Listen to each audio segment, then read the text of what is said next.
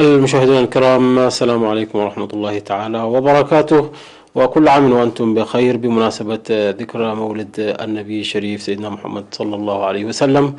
نشرة الأخبار من الفضائية الإريترية، وفيها: البلاد تحتفل بمولد النبي الشريف. تواصل مكافحة الجراد في إقليم شمال البحر الأحمر.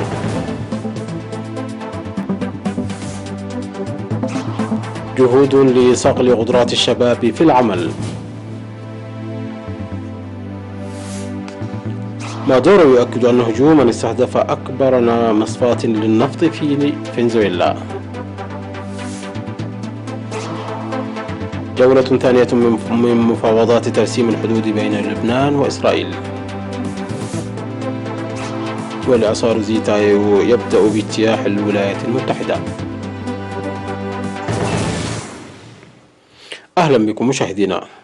صادف اليوم 29 من أكتوبر 12 من ربيع الأول مولد خاتم الأنبياء والمرسلين، وقد احتفلت البلاد بهذه المناسبة العظيمة، حيث جرى حفل كبير في ساحة جامع الخلفاء الراشدين بأسمرة بحضور الأئمة والشيوخ وبمراعاة إجراءات مكافحة وباء كورونا. مشاهدينا، تفاصيل في التقرير التالي.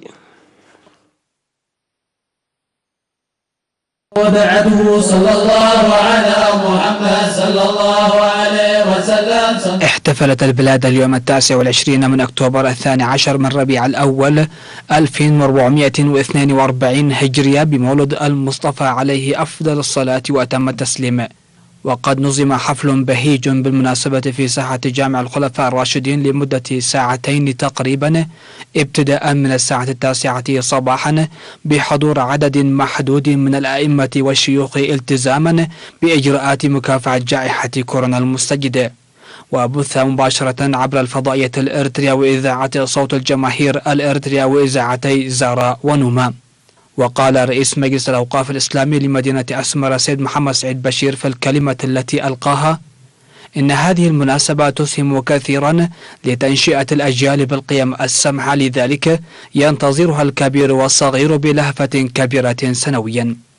وهنأ فضيلة الشيخ سالم إبراهيم المختار القائم بأعمال مفتي إريتريا والأمين العام للهيئة العليا للإفتاء والشؤون الإسلامية الإريترية بالمناسبة العزيزة، وشرح مضمون المناسبة وصفات وأخلاق النبي الكريم صلى الله عليه وسلم. من أخلاقه الكريمة عن الشكر والصبر، فلقد كان الشكر دثاره والصبر شعاره، فكثير منا لم يلق بالا بنعم كثيرة كان يراها عادية روتينية.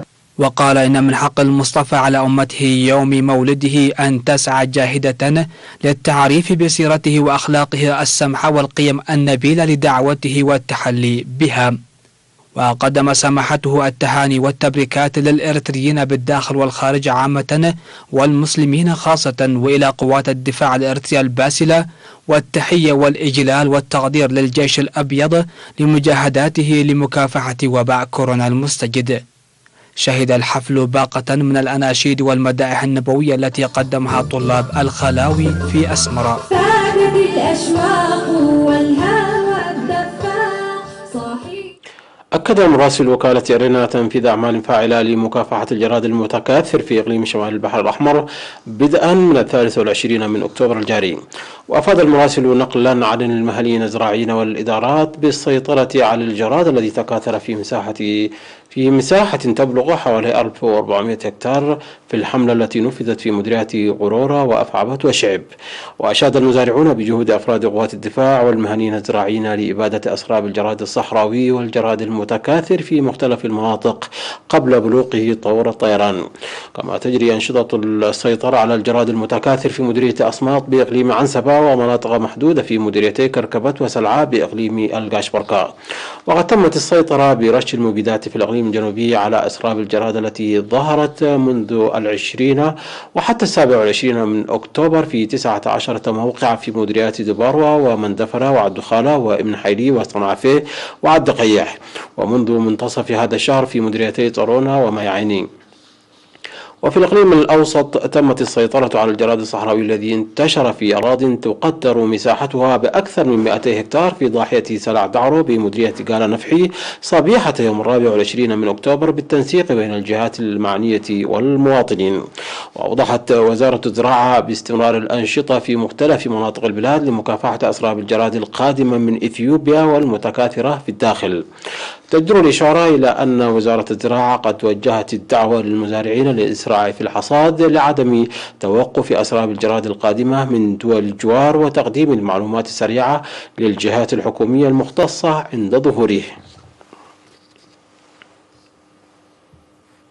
أوضح مكتب سلطة الغابات والحياة البرية في مديرية قلعلو بإقليم شمال البحر الأحمر أن أنشطة التوعية لحماية الغابات والحياة البرية تحقق نتائج مرضية. أوضح مسؤول المكتب السيد أحمد محمد نمو الحياة البرية خاصة في محمية قاندول الواقعة على بعد 33 كيلومترا إلى الشمال من بلدة قلعلو نتيجة الجهود المنسقة بين السكان والمهنيين. وأشاد بالأعمال التي يقوم بها السكان وخاصة الشباب لتنمية المحمية وحراستها وبناء خزانات المياه فيها لتنمية المياه الجوفية.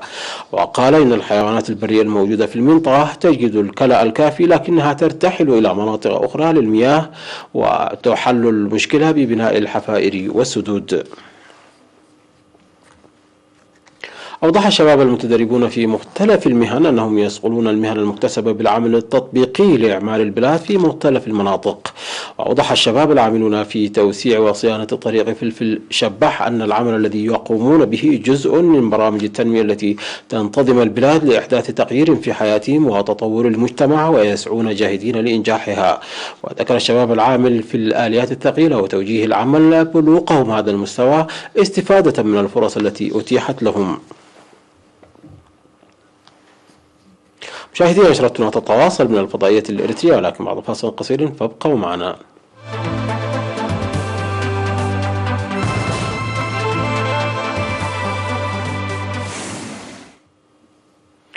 أكد الرئيس الفنزويلي نيكولاس مادورو أن هجوما استهدف أكبر مصفاة للنفط في فنزويلا محملا مجموعات إرهابية مرتبطة بالمعارض خوان غوايدو مسؤوليته.